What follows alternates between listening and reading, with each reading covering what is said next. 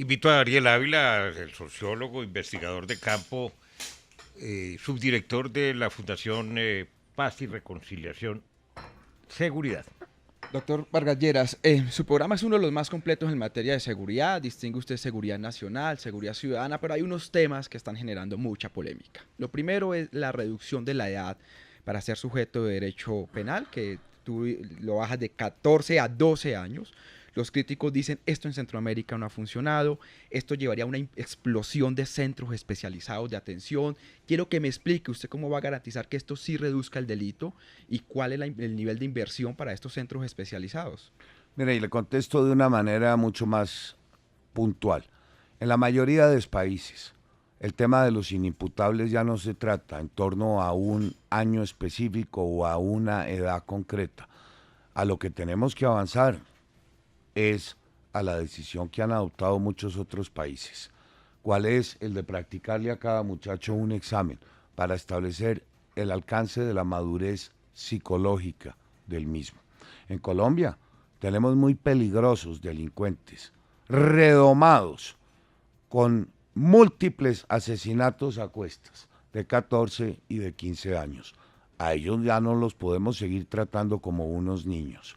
Y le agregaría vacíos legales, como los que usted señala, a quienes menos han ayudado es a los jóvenes, porque han hecho que las organizaciones criminales los utilicen como carne de cañón, amparados en esos vacíos legales. Doctor, No en vano se ha aumentado el consumo como se ha aumentado.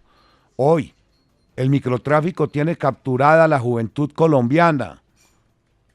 Los vinculan al consumo, los ponen a distribuir o los ponen a delinquir para pagarse el consumo.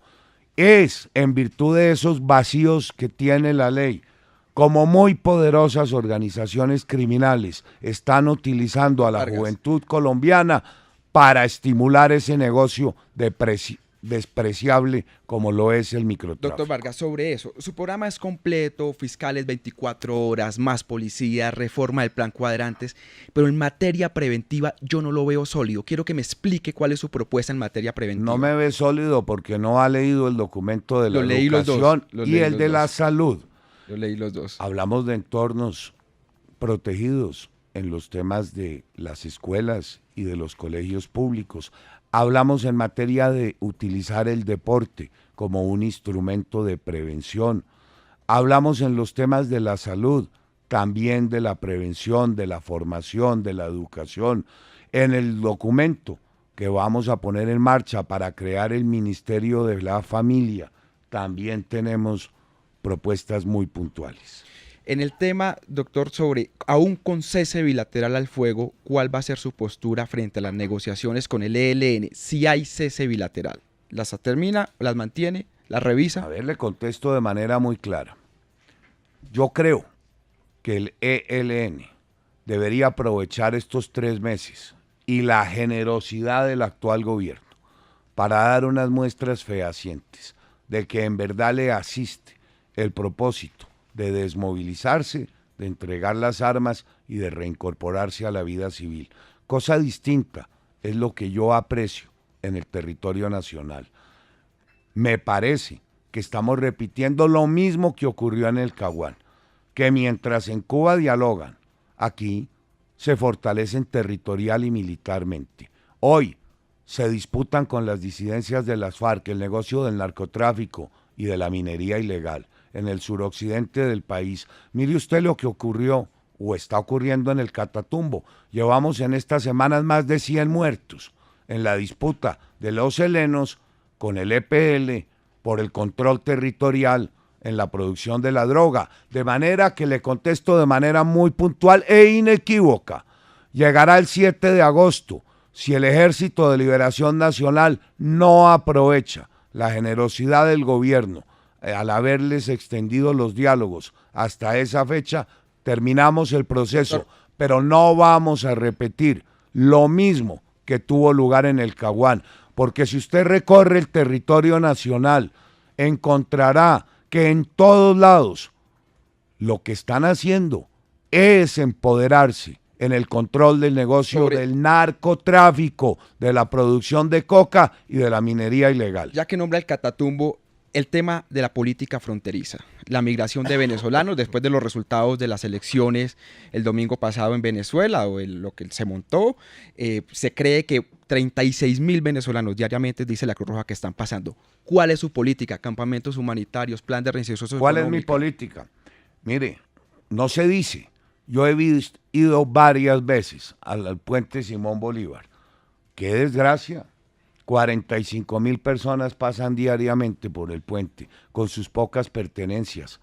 Yo, parado ahí, no podía creer lo que veía. Qué drama humanitario, Darío. Y pensar que tan solo hasta hace algunos años, cómo añorábamos, cómo envidiábamos la situación de Venezuela, sus carreteras, su capacidad de consumo, su bienestar, todo lo destruyeron, todo lo aniquilaron.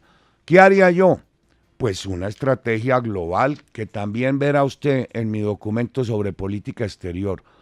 Con componente del ejército vamos a crear la Guardia Fronteriza, vamos a ejercer un mayor control, porque yo lo que creo es que desde el domingo, desde que fue confirmado Maduro, lo peor para este país está por venir.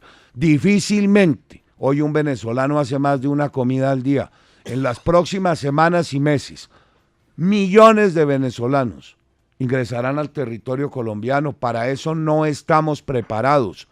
Se necesita un plan integral que también tenga la colaboración de la comunidad internacional, porque este país no está preparado para recibir en los próximos meses y años Doctor Vargas. a millones de venezolanos que demandan salud, educación, bienestar, empleo, y no los Una última podemos, pregunta. déjeme terminar, y no los podemos empezar a priorizar por encima también de la población muy vulnerable que aún tenemos en Colombia.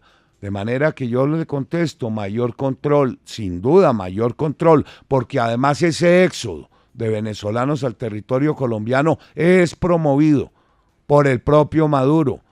No desconozcamos que cada venezolano que entra al territorio colombiano es una boca menos que alimentar, es un voto menos para la oposición, es una persona que está en condiciones de enviar remesas a ese país, y dentro de ese éxodo también nos han enviado a mucho delincuente.